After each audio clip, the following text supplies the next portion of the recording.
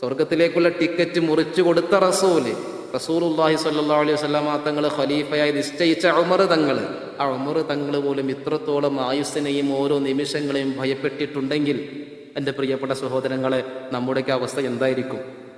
നമ്മൾ കാരണം നമ്മൾ ഈ ദുനിയാവിൽ ജീവിക്കുന്ന സമയത്ത് നാലാൾക്ക് നമ്മളെ കൊണ്ട് ഉപകാരം ഉണ്ടാവണം. നമ്മൾ ഖബറിൽ കിടക്കുമ്പോൾ നമ്മുടെ ഖബറിലേക്ക് ഒരിത്തിരി വെളിച്ചം നമ്മുടെ ദുനിയാവിലെ പ്രവർത്തനം കൊണ്ട് ലഭിക്കണം.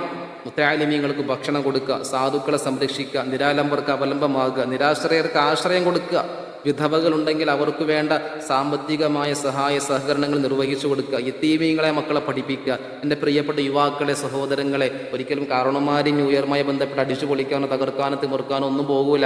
യുവാക്കളോട് എനിക്ക് പറയാനുള്ളത്, യുവതികളോട് പറയാനുള്ളത്, നിങ്ങൾ ചിലവഴിക്കാൻ വെച്ചിരിക്കുന്ന പണം ഏതെങ്കിലും ഒരു സാധുവിന് കൊണ്ടുപോയി കൊടുക്കുക. സ്വന്തമായി വീട് പോലും ഇല്ലാത്ത ഒരുപാട് നിർധനരായ ആളുകൾ നമ്മുടെ കൂട്ടത്തിൽ ഇന്നുണ്ട്. സമ്പത്തില്ലാതെ പ്രയാസപ്പെടുന്നവർ, ഒരു നേരത്തെ അന്നത്തിനു വേണ്ടി കഷ്ടപ്പെടുന്നവർ, മരുന്ന് വാങ്ങാൻ തുകയില്ലാതെ മരിച്ചു പോകുന്നവർ, കുഞ്ഞുങ്ങളെ ചികിത്സിക്കാൻ കഴിയാത്തവർ, സ്വന്തം കുടുംബം പട്ടിണിയിലായിട്ടും അഭിമാനമോർത്ത് മറ്റൊരാളെ മുന്നിൽ കൈനീട്ടാത്ത ഒരുപാട് സാധുക്കൾ നമ്മുടെ മുന്നിൽ ഇന്നുണ്ട്. എൻ്റെ പ്രിയപ്പെട്ട സഹോദരങ്ങളെ, അവർക്ക് കൊണ്ടുപോയി നിങ്ങൾ കൊടുക്കുന്ന പൈസ ഉണ്ടല്ലോ, ഒരിക്കലും വെറുതെയാകൂല. കേവലം ആസ്വാദനങ്ങൾക്ക് വേണ്ടിയല്ല നമ്മൾ പണം ചിലവഴിക്കേണ്ടത്. ഒരായുഷ്കാലം മുഴുവനും നമ്മൾ കുറിച്ച് ഓർക്കുന്ന മനുഷ്യർക്ക് വേണ്ടി നമ്മൾ പണം ചിലവഴിക്കണം. അവരുടെ പ്രാർത്ഥനകൾ നമ്മൾ നിറഞ്ഞു നിൽക്കണം. ഇന്നിപ്പോൾ നിങ്ങളൊരു ഡ്രസ്സ് വാങ്ങി ഇട്ടു, അടിച്ചു പൊളിച്ചു, ഒരു കേക്ക് വാങ്ങി മുറിച്ചു, സന്തോഷം അവിടെ തീർന്നു. നിങ്ങൾ മിഠായി കൊടുത്തു, സന്തോഷം അവിടെ തീർന്നു. നിങ്ങൾ ഒരു യാത്ര പോയി, ടൂറ് പോയി, ന്യൂ ഇയർ പ്രമാണിച്ചൊരു ടൂറ് പോയി, ഹറാമായ യാത്ര പോയി, സിനിമ കണ്ടു, അത് അവിടെ തീർന്നു. പക്ഷേ ഒരാൾക്ക് മരുന്ന് വാങ്ങാനുള്ള പൈസ കൊടുത്താൽ, ഒരു വീട്ടുകാരന് ഭക്ഷണം കൊടുത്താൽ, മരണം വരെ അവൻ്റെ പ്രാർത്ഥനകളിൽ നമ്മൾ ഓരോരുത്തരും ഉണ്ടാകും. അതുകൊണ്ട് പ്രിയപ്പെട്ട സഹോദരങ്ങളെ, ചിന്തിക്കുക, ചിന്തിച്ചുകൊണ്ട് പ്രവർത്തിക്കുക.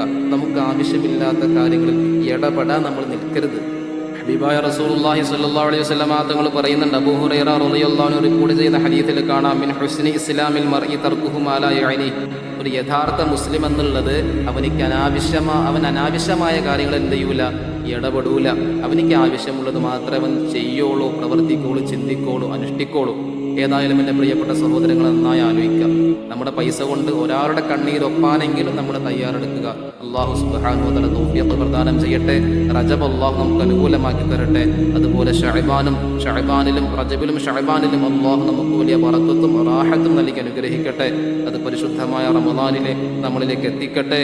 ഈ 3 മാസങ്ങളും നാളെ റബ്ബിൻ്റെ മുന്നിൽ ചെല്ലുമ്പോൾ നമുക്ക് അനുകൂലമായ സാക്ഷി പറയുന്നവരിൽ സാധുക്കളെ നമ്മുമായി ബന്ധപ്പെട്ട എല്ലാവരെയും അല്ലാഹു ഉൾപ്പെടുത്തി അനുഗ്രഹിക്കട്ടെ. ആമീൻ. അസ്സലാമു അലൈക്കും വറഹ്മത്തുള്ളാഹി വബറകാതുഹു.